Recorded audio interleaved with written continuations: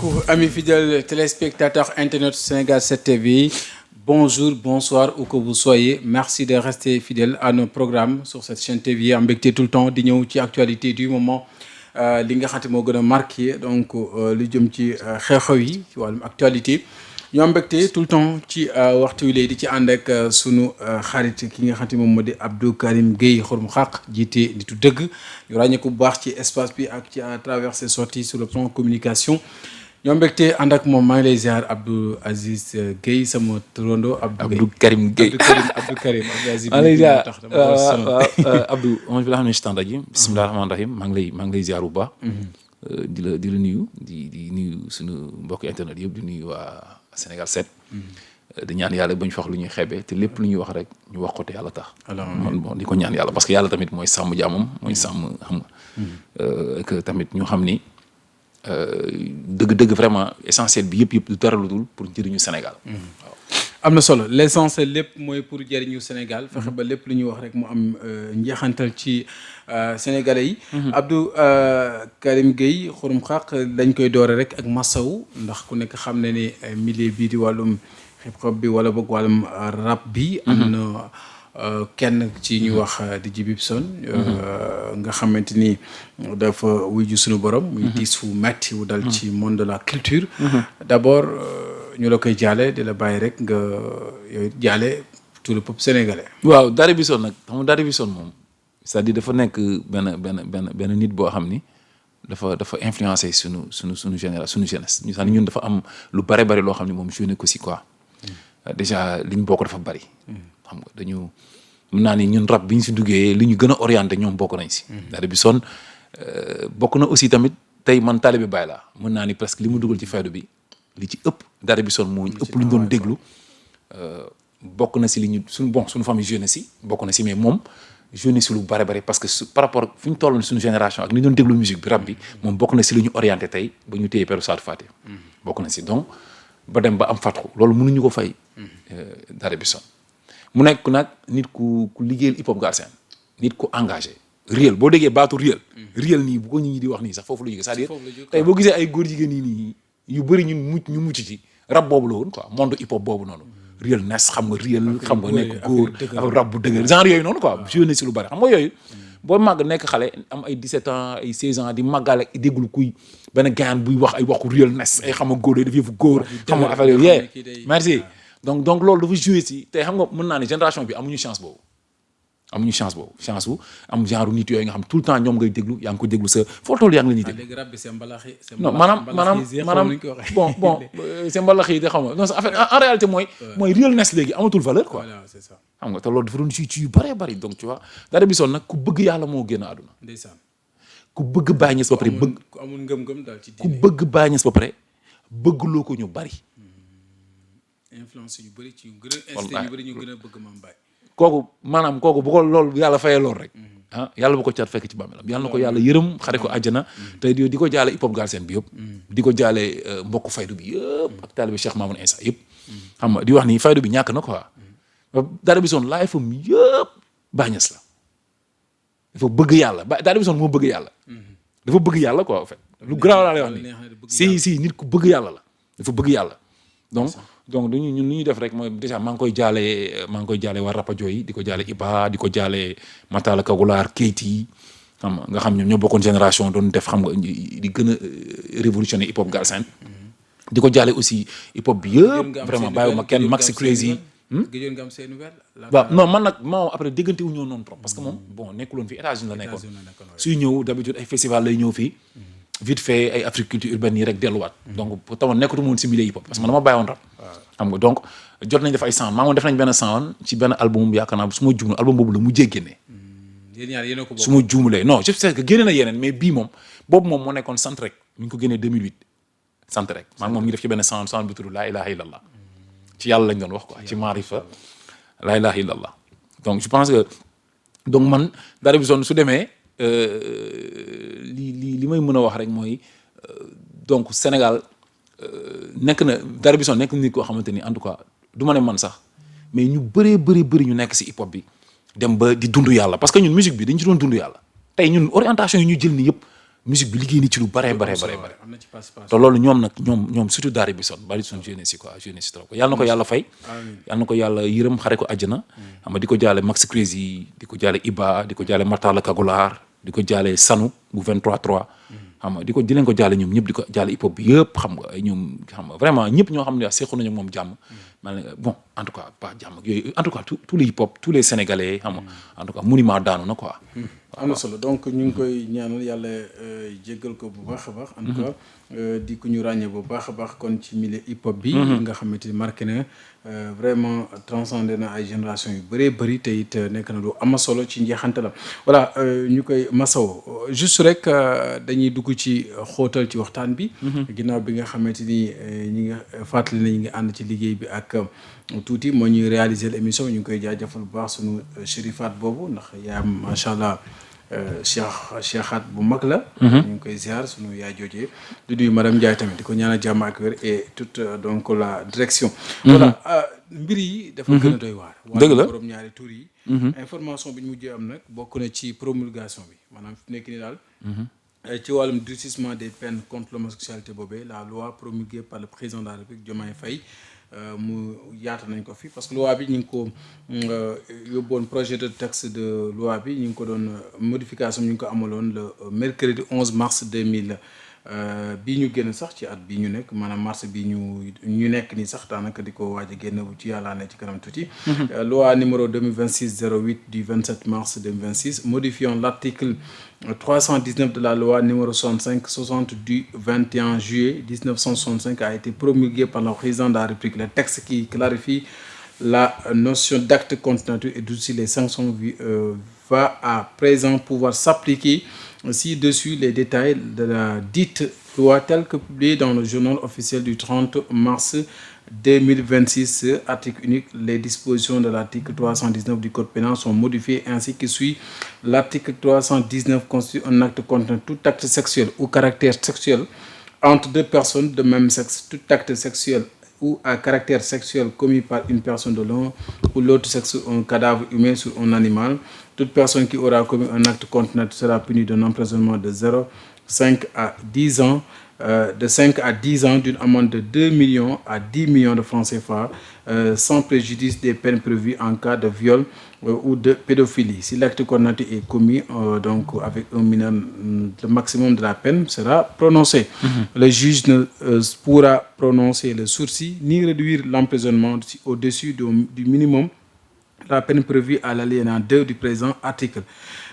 constitue l'apologie d'un acte continuateur toute représentation publique par la parole, l'écrit, l'image, le geste, le son ou par tout autre procédé quelconque tendant à promouvoir l'homosexualité, la bisexualité, la transsexualité, la zoonophilie, la nécrophilie ou toute autre pratique assimilée. muy kon leeral mooy loi bi daal promulgué nañ ko mi ngi noonu ñu koy wane ak grâce à la réalisation de Tuuti ñu ne tamit beneen mooy toute personne qui aura fait par l'un des moyens énoncés à l'article 248 du présent code l'apologie donc d'un acte visé à l'alinéa premier du présent article sera puni d'un emprisonnement de 3 ans à 7 ans d'une amende de 500 000 à 5 millions de francs CFA. Toute personne qui aura délibérément financé ou appuyé par quelque moyen que ce soit une personne ou un groupement ou une activité en vue de promouvoir ou de magnifier l'homosexualité, la bisexualité, la transsexualité mooy li ñu fi lim sànq en tout cas mi ngi noonu pour bañ cee guddal rek nañ jàpp ne kon mbir mi leer na président de la République promulgué na loi bi jëm ci teŋal daan yi gën koo diisal ci wàllum borom ñaari tur yi kuñ ci jàpp rek moo xam borom wàllum jigéen ak jigéen buy sëy di lesbianisme wala boo ko kuy sëy ak mala wala ko ab cadavre di ab néew loolu lépp ba ci sax dem ci mineur te jàpp nañ ne sax bu boobaa képp koo xamante ni daal teg nañ ci loxo jàpp ne loi bi dina dal ci kaw juróomi at ba fukki at yi kaso mi ngi la ciy xaar rawatina lu jëm ci li nga xam ne moom moo soxal tamit sax ay amende ay daan jóge ci 2 millions ñaari millions jàpp ba fukki millions ci suñuy koppar mu nekk loo xamante daal bu ñu moytul kon mën naa gën a daanaka indi ay jafe-jafe ci ñooñi nga xamante ñu ngi leen ci naan nuus tee voilà ci gën a tënk la woon Abdou Karim mu nekk loo xamante ni kon daal fi nii carte gi leer na loi bi képp koo xamante ni mbir yi fi nekk di ba ñu ci jot a jàpp lañ jàpp ne loi bi dina daal seen kaw la tant que ñu ñëw yaatal ñi nga xamante ni benn par benn fan yi semaine bi vague d'arrestation yi gën naa fës ci seen biir. waaw déjà Abdou xam nga man vraiment pour man dañ ne bon maa ngi dégg sànq rek maa ngi gis quoi ñuy publier si net bi sama gars yi naan président promulgué na loi bi quoi mais xam nga man promulgation bu président def man loolu man en réalité pour man amul sens quoi. Ah bon? Parce que loi bi baaxul non mais man wax naa ko waxaat ko peut-être je ne fais que me répéter rek. mais loi bi pour man da ngay applaudir sax. non loi bi baax non xam nga gis nga loi bi baaxul lu tax loi bi baaxul mooy ñun ay jullit lañ te defuñu di yoon ci Muhammad sallallahu alayhi wasallam wax donc kon loi bi baaxul ñun dañoon wax sax waxu criminaliser ñun waxatuñu waxi criminaliser ñun waxi peine de mort la ñuy wax ci wàllu góor jigéen kon man mënuma baaxal lu yonent bi baaxul man Abdou Karim Gueye li ma gëm mooy loi bi baaxul ku mu neex nag àndal ak loi bi dem fu la neex yanu ko wala ngay tàccu mais man je suis pas content parce que dama campagne xeex tëdd ay kaso dund ci lu nekk feebar ci tëdd ci ay atu kaso ñu dóor ma ci torturer ma def ci ay woote ay nit lu ne ñu daj ko si di woo booy ñuy wàcc ci mbedd bi pour lan pour li ma gëm méngoo ak ni institution yi di doxee loolu laa yaakaaroon ci ñi bi ñuy fàllu ils m'ont trahi comme trahir nañu nag li ñu bëgg mooy li gën a doy waar non seulement dañu trahir ñu taxaw di ko wax mais ñu naan noonu léegi kenn du ko fi waxee je m'explique l'état du Sénégal le gouvernement du Sénégal day promouvoir homosexualité da koy dooleel. na wax non yow koy nee ma lu tax loolu rek ma leeral la voilà xam nga ak Macky Sall ñun dañoo taxaw ñu ne Macky Sall ne Obama ne ko on n'est pas encore prêt ñun ñëpp ñu taxaw ne kon c'est-à-dire que da ñuy préparer dal ci kaw Macky Sall bu baax wax ko lu nekk indi ko problème bu nekk mais Sonko dafa ñëw ne l'homosexualité est tolérée xam nga on n'est pas encore prêt ak c'est toléré mooy yow kii dafa dugal kee dafay waajal ñoom ñaar kam moo ci gën a jël risque te lépp loo xam ne am nañ ko li ma wax nii je ne fais que me répéter li ñu am yëpp ñoom ci politique ci Sénégal ci kaw Macky Sall 70% yi xeex ngóor jigéen la ay campagne jël ay rajo ay mégaphone fu nekk ñu dem fa Macky Sall day promouvoir homosexualité day dooleel ngóor jigéen. agenda góor jigéen yi duñ mën nañoo bañ a sax falu. mais daaneel Macky Sall fu ñuy faloo parce que mais tey bu ñu amee mais Yewwi Askan Wi sax tey li ko may majorité assemblée nationale mais dañoo campagne woon homosexualité ne dañ koy criminaliser. kan mooy mën a dindi nit taxaw jàkkaarloo Sénégalais yi ne leen man su ma amee majorité assemblée nationale damay criminaliser homosexualité kan moo ko mën a dindi def ko ñëw toog ci pouvoir bi ñu ne waxu ko woon c'est-à-dire nañ wax leneen léegi man li tax ma ni état du Sénégal dañuy promouvoir homosexualité dañuy dooleel góor jigéen fenn laa ko teg dama koy répété waat rek waxoon naa ko fii déglu bu baax li ma lay wax Birame Bigue Ndiaye bi nekk RTS dañ ko inculpé juge bi da ko inculpé acte contre nature ne da doon envoyé SMS mboroomu góoram SMS d'amour ñu jugé ko yóbbu ko sous contrôle judiciaire chaque semaine day dem ci juge d'instruction bi signé amul droit gën dëkk yi parce que fa nekk ci dossier ngóor jigéen kooku bu fekkee yow dëgg-dëgg homme politique yi nga xam ne ñoom tey ñoom loolu ñor na leen xeex góor jigéen moo leen taxoon jug dëggantaan te dëgg la si ñoom est-ce que Birame Bigue war na xëy ci télé foofu bi loolu mi ngi xëy mais bien sûr Birame Bigue moo reporté match Sénégal bi barki dem moo ko reporté de te ba léegi mi ngi xëy foofu di wax si RTS bi par exemple je veux dire pour que il faut mu leer ci bopp Sénégalais yi quoi man dama bëgg peuple sénégalais bi xam ni maanaam Bassirou Diomaye Diakhar Faye ak Ousmane Sonko mënuñ ñoon nax gouvernement wu Sénégal mënuñ ñoon nax na Sénégalais yi xam ni ñii maanaam le Sénégal gouvernement wu Sénégal day promouvoir homosexualité dañ koy dooleel Pape Alé Niang man gis nga Birame Bigue bi dossier homosexualité bi jugee man damaa waaxu ba ci Birame Bigue damaa waaxu ba RTS ba fa Birame Bigue doon xëy nga dem nañ ko fa merci bon la lettre dama ko adressé direction kii Pape Alé Niang directeur RTS waxoon ni ko kii comme dossier bi dafa nekk ci ay procédure judiciaire rek kërëb ci affaire loo xam ne day heurter sensibilité sénégalais yi ci mœurs kon na toog këram ba yii leer Pape Alé Niang bi ma ko defee lundi mardi mercredi jeudi la woo booy bi ne ko kaay liggéey. tontu la ci lettre bi. non tontu dafa ak lan la ma tontu def acte wan ma ni ma man faala yi ngeen def nii ñun on s'en fout. mais lettre bi dugg na ci direction. mais bien sûr loolu lettre boobu xanaa États-Unis sax yëg nañ ko. bi ma defee loolu moom mu def acte boobu noonu il faut que ça soit très clair bi ma ko defee coow li bari nit ñi di wax ñuy insister di kii ci la Pape Alé Niang bind règlement intérieur bu bees tàq biir RTS dugal ci article 18 bi nekk ci code de la presse bi gën ko modifier di wax ci ay kenn du fi def violence discrimination ci genre. loolu doy na war mais genre mooy ngóor jigéen rek xam nañ ni genre mooy ngóor jigéen léegi kon naka la Diomaye di promulguer loi naka la Sonko taxe tey gis nga booy Kajoor Cissé bi ñu jàpp te mu nekkoon 7TV. 7TV waaw. kooku bi Pape Alé Niang dugalee règlement intérieur am boobu bi Pape Alé Niang taxawee wax carrément xam nga wan ginnaaw jël booy boobu jël ko mu toog ci télé bi di liggéey booy boobu ci plateau yi la toog di défendre loolu booy boobu Facebook am ci saa si la ko changé rek ci photo Pape Alé Niang comme profil. pour appuyer loolu. mais bien sûr bi Ousmane Sonko taxawee ci parlement bi di wax affaire ay mooy quand les gens di kaas naan dañoo publier dañuy kii bulletin de santé wu nit yi c'est interdit Ousmane Sonko bi ñuy wax loolu c'est pas normal li xew ci dëkk bi dafa ñaaw ñu jàpp ay secret médical bi Ousmane Sonko di wax loolu nit ñi di kaas booy boobu dafa génn publier ci Facebook am di féliciter Ousmane Sonko dama la ko wax rek góor jigéen naka la nekk di organiser wu quoi booy bi muy def yow ñun xamuñu ni góor jigéen la solidarisé wu seen biir ñoom daal ñun booy bi muy def loolu ñun xamuñu ni déedéet xamuñu ni góor jigéen mais pour wax la ni Ousmane Sonko bi mu taxawee di wax li mu doon wax dafa favorable aux homosexuels Pape Alé Niang li mu def dafa favorable aux homosexuels ba góor jigéen di ko def profil toog ci télé bi di défendre ay idées yu kenn xamul donc maintenant dama ni léegi après bi li xew bi mu xewee ba nga xam booy boobu convoqué nañ ko mooy sa Kajoor Cissé la ba téye ko ci lañ gën a comprendre ni ndekete xoolal doole bii ñuy may góor jigéen ba ñu am fitu taxaw ci plateau télé di quoi donc du premier ministre moom mooy taxaw ne day xeex homosexualité du Bassirou Diomaye Diakhar Faye mooy taxaw ne day xeex homosexualité ay promulgué na ay loi affaire bi du loolu jël ba pare def ci article boo xamante ni article boobu boo ko toppee soo xoolee si biir article bi da